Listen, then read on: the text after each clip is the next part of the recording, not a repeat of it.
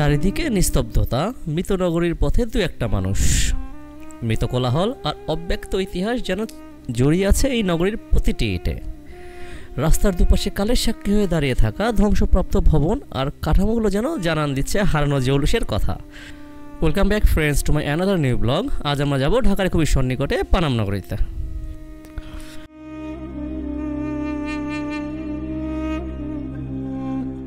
পানাম যাওয়ার জন্য প্রথমে আপনাকে চলে যেতে হবে ঢাকার গুলিস্তানের বঙ্গবন্ধু স্টেডিয়াম সংলগ্ন দোয়েল বা স্বদেশ বাস কাউন্টারে। এখান থেকে বাসের টিকিট কেটে চলে যাবেন কাশফুল ব্রিজ হয়ে সোজা সোনারগাঁ থানার মোগরাপাড়া বাস স্ট্যান্ডে। বাস থেকে নেমে সোজা একটি অটো ভাড়া করে 10 মিনিটের মধ্যেই চলে যাবেন পানাম সিটি। পানাম নগরে ঢুকেই আপনার চোখে পড়বে এটি সরু চিকন রাস্তার ধারে সারি সারি পুরানো দালান। বাড়িগুলোর স্থাপত্য নিদর্শন দেখলেই বুঝতে পারবেন এখানে যে ধনী শ্রেণীর লোকের বসবাস ছিল। গড়ে 5 মিটার প্রশস্ত ও 600 মিটার দীর্ঘ একটি মাত্র সড়কের দুপাশে গড়ে উঠেছে এই শহরটি। দালানগুলি কোনোটি দোতলা, কোনোটি আবার একতলা। ইমারতগুলি সড়কের দুপাশে সারিবদ্ধভাবে বানানো হয়েছে এবং সবগুলো ইমারতের সম্মুখভাগ রাস্তার দিকে রয়েছে।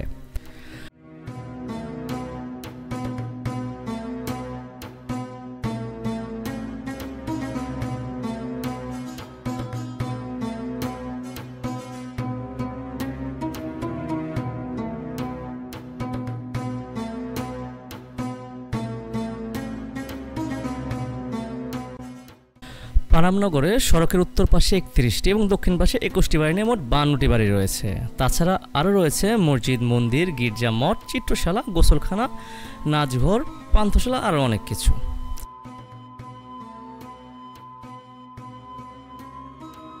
পানাম সিটির বাড়িগুলো মুঘল এবং গ্রিক স্থাপত্য শৈলীর মিশ্রণে দেখা যায়।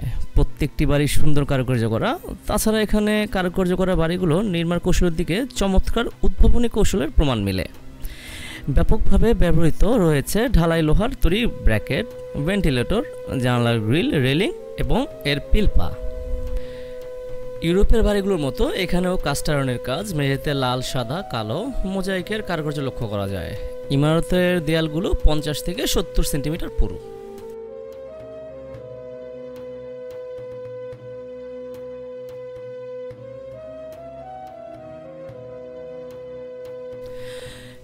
এই বাড়িগুলোর ছাদগুলো বেশিরভাগ ক্ষেত্রেই কাঠের কড়ি ও বর্গার উপর স্থাপিত।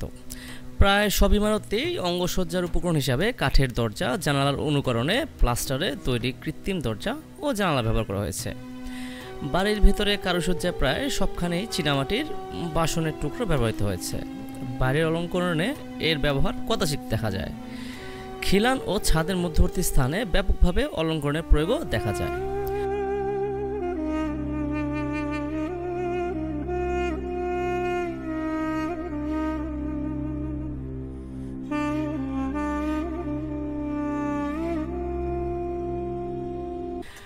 বাড়িগুলোর পিছনের দিকের পুকুরঘাট ও ইদারার অবস্থান দেখলে বোঝা যায় যে কাছাকাছি বাড়ির বাসিন্দারা যৌথভাবে এই পিছনের সুযোগ সুবিধা দিয়ে ভোগ করতেন।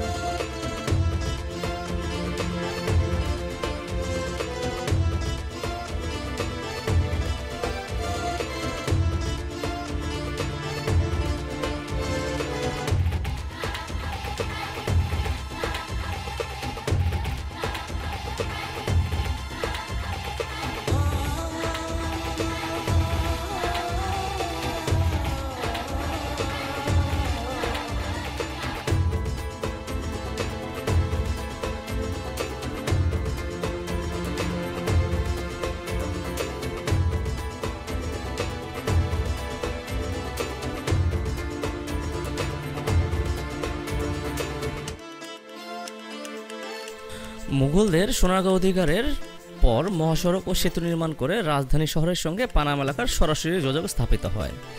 পানামে এখনও মুঘল আমলের 3টি ইট নির্মিত সেতু রয়েছে। এগুলো হলো পানাম সেতু, দালালপুর সেতু ও পানামনগর সেতু।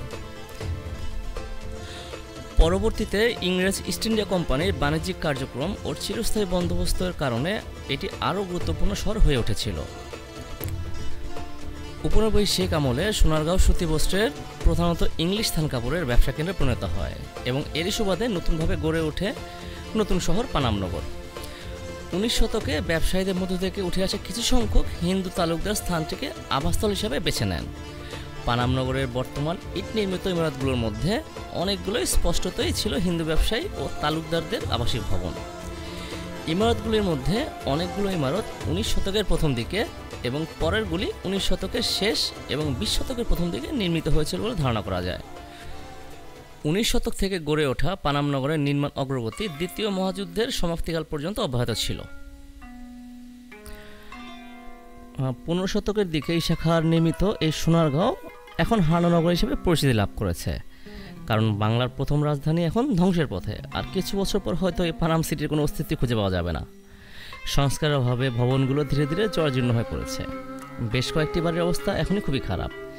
এখানে প্রায় প্রতিটি বাড়িতেই ঝুঁকিপূর্ণ ভবন লেখা সাইনবোর্ড লাগানো রয়েছে। এছাড়া ভবনের জানালাগুলোতে ইটের গাঁথনি দিয়ে প্রায় বন্ধ করা হয়েছে। আর যে বাড়িগুলো লোহার শিক দিয়ে আটকানো আছে, সেই লোহার শিক বাঁকা করে লোকজনের ভিতরে ঢোকার দৃশ্য চোখে পড়ার মতো। ঢাকা চট্টগ্রাম মহাসড়কের মুগরাপাড়া ক্রসিং থেকে পানাম অভিমুখী এই সড়কটি নীলকুঠি পর্যন্ত বিস্তৃত।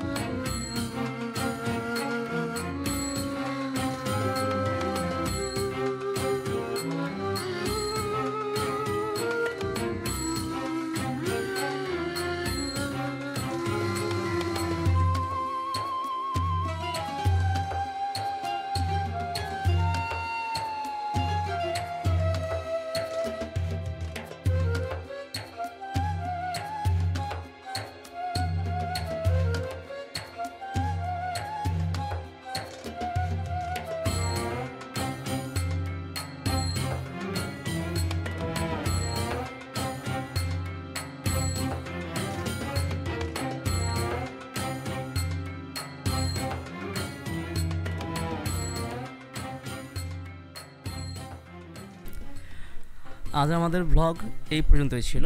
আশা করি আপনাদের প্রত্যেকে ভালো লেগেছে। ভালো লেগে থাকলে অবশ্যই সাবস্ক্রাইব বাটন ক্লিক করে সাথে থাকবেন। So guys, see you soon in my another new vlog, in another new destination. Till then, Allah Hafiz.